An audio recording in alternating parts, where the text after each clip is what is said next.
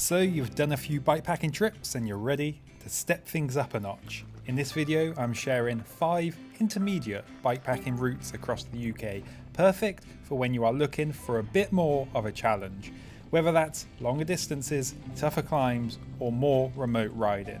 We'll be starting with the most approachable of the 5 and gradually building up to the most demanding. If you are ready to push your adventure further, then this list is for you. Let's get into it with the easiest of the bunch.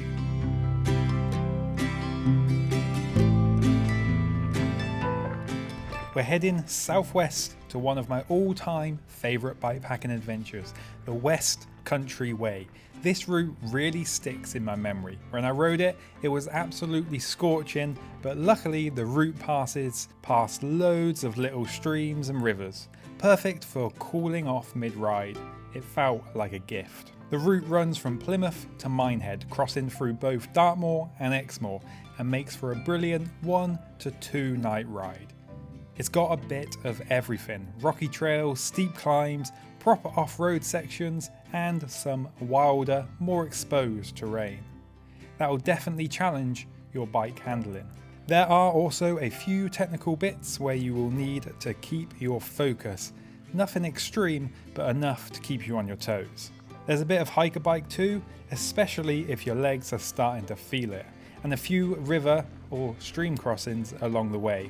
I ended up just wading my way through them because it was so hot, but there are stepping stones if you'd rather stay dry. Either way, it adds to the fun and adventure of the route. This one works really well as an overnight trip. You can start later in the day, get into Dartmoor and find a peaceful camp spot, then wake up early and experience how magical Dartmoor looks in the morning light. If it's clear, it's absolutely stunning.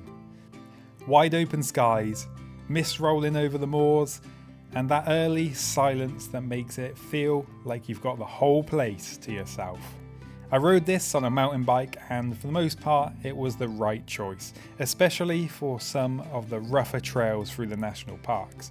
But I'd say it's doable on a big tyre gravel bike if you don't mind a few bumpy sections. There's quite a long road slog between Dartmoor and Exmoor, and a gravel setup would come in handy here. So there's a bit of a trade-off. That road section though can actually be a blessing, giving you a chance to spin out some easier, faster miles between the tougher off-road sections, which helps make the overall route feel a bit more balanced and accessible for intermediate riders. All in all, this is a brilliant intermediate route. It gives you a real mix of terrain, some proper wild camping spots, and that satisfying feeling of linking 2 national parks under your own steam. Definitely one to check out.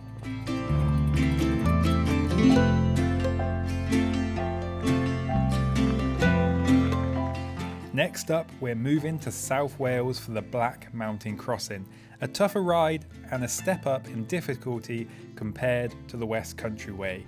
If you're looking to test yourself on more demanding terrain, this route is a brilliant introduction to what Wales has to offer. This neat little loop circles, yep, you guessed it, the Black Mountains. At around 70 miles, it's not huge distance-wise, but don't let that fool you. It hits hard in places and will push your limits.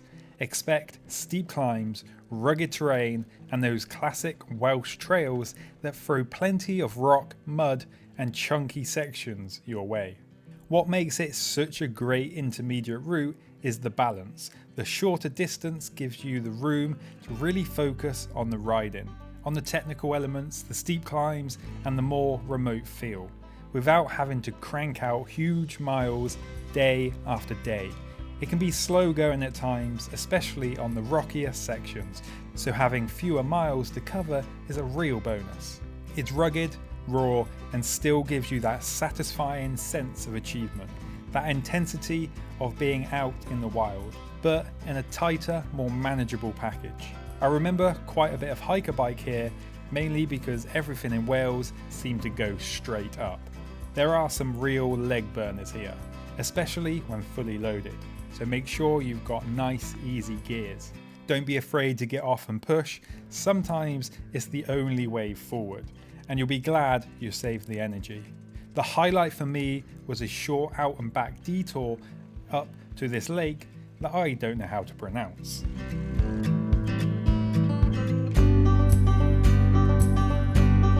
Normally, I'm not a fan of trails you ride up just to come back down again, but this one is different. After a long, steady gravel climb, you are rewarded with one of the most peaceful views I've experienced on any UK route. Early morning, mist hanging in the air, the lake perfectly still. Not a ripple, not a sound, just complete calm. The descent back down, fast, fun, and worth every pedal to get up to the lake. It's an ideal 1 to 2 night adventure, especially if you want to pack light and focus on the riding. Logistically, it's not bad either. This route starts and finishes in Aberdare, which has a train station, making it easy to get to without a car. It's probably quite easy to park there too, but I don't drive, so I'll let you decide on that. I definitely recommend a mountain bike for this one. There are some rocky, loose and technical sections that a gravel bike might make, but wouldn't be much fun. That said, it's short enough that if you really want to suffer, you could probably just about get through.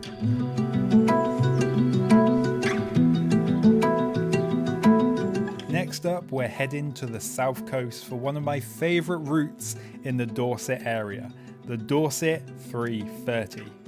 If you've ridden the Dorset Dash and are looking for something a bit longer, this is the one I'd recommend. You either do the Dorset Divide or the Dorset 330, but in my opinion, I'd say skip the Dorset Divide and do this instead. It's got a great mix of riding, some solid challenges, and links together some of the best trails and views the county has to offer. Now, it's not a perfect route. There are a few sections that can get overgrown or boggy, and some of those spots never really seem to dry out, even in summer. But those parts are short-lived, and in return you get long stretches of classic Dorset riding. The majority of the route rolls over hard-packed double track with wide open ridgeways and panoramic views, stretching either side. When the weather's good and the sun's shining, it's fast, flowy, and really fun to ride. It's also one of those routes that rewards steady pacing. Dorset isn't mountainous, but it's definitely not flat either. The hills here are short and punchy. They sneak up on you and can feel surprisingly steep when you've got a few days of gear on the bike. You'll find yourself in and out of the saddle a fair bit, so bring some climbing legs and a granny gear you're not afraid to use. As for bikes, I'd say this one leans gravel. A gravel bike with good volume tyres, ideally in the 45 to 50mm range, is going to give you the best time. Most of the route is hard packed and fast, but there are a few rougher sections where narrow tyres could make things feel a bit sketchy. Bigger tyres smooth that out nicely and give you a bit more confidence when things get loose or rutty. If the weather's been wet or you just prefer a bit more comfort, a hardtail mountain bike wouldn't be overkill either. It's easy enough to get to as well. The route starts and finishes in Dorchester, which has a train station on the southwestern line. So no bike reservation needed, though bear in mind trains can get busy and they officially only allow 6 bikes. All in all, the Dorset 330 is a brilliant few days out. The weather when I rode it was mostly sunny, which probably helped, but even with that, the route still offers one of the best all-round bikepacking experiences in the area. It's varied, rewarding, and has the perfect mix of challenge and enjoyment that makes you want to come back and ride it again.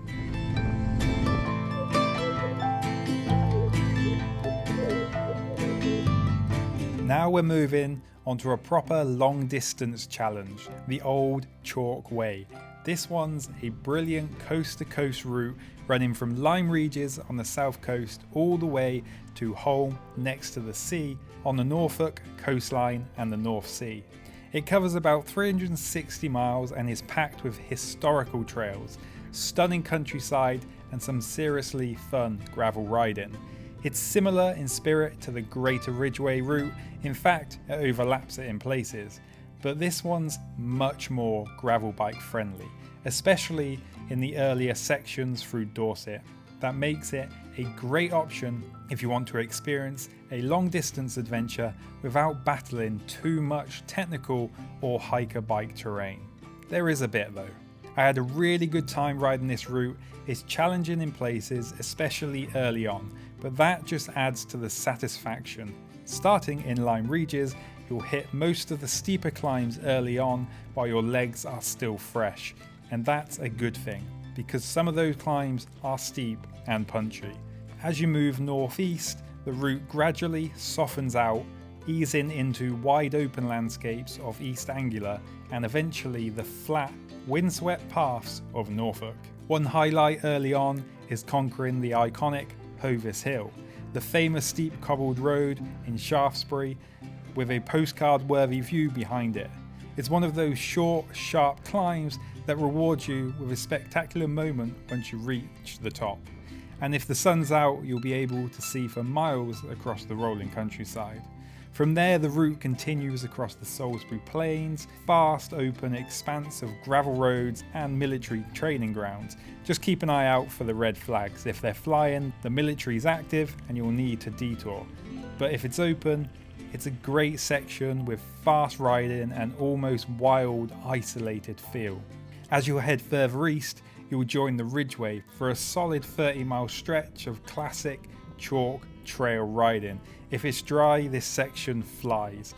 Scenic and one of the most enjoyable parts of the route.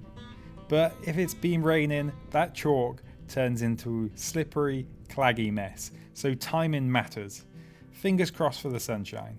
You'll want to stop and resupply in Goring after the Ridgeway stretch. It's a great little pit stop and a good chance to refuel. From there you'll follow sections of the Icknield Way and the Peddars Way, similar to the Greater Ridgeway route, but with more thought put into finding smoother, more enjoyable gravel trails along the way. This route that unfolds gradually, revealing new landscapes and terrain as you go, from steep Dorset climbs to flat Norfolk lanes. It's a rewarding journey from coast to coast and an excellent intermediate route if you're looking to test your endurance on a proper long distance gravel adventure.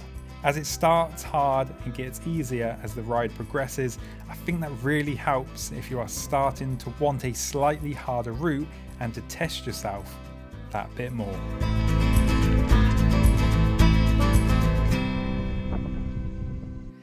The Pictish Trail officially starts at the most northerly point of mainland Britain, Dunnet Head, but I think it's a much more enjoyable experience in reverse, and that's exactly how I took on this epic 450 mile, around 724 kilometre route through Scotland. Riding it northbound felt smoother overall. The climbs came early on and they were mostly gradual and on good surfaces, while the descents, especially through the Highlands, were often long, flowy and just technical enough to be fun without being a chore. Scotland really shines in moments like these, those perfectly sloped gravel descents that seem to go on forever. A fairly long route, but it doesn't feel overwhelmingly tough.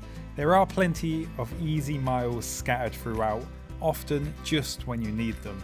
Quiet back roads, scenic cycle paths and wide gravel tracks that give you a chance to settle in and enjoy the ride. In the direction I rode, northbound from Edinburgh, those recovery sections often came right after the tougher terrain, which was always a welcome relief.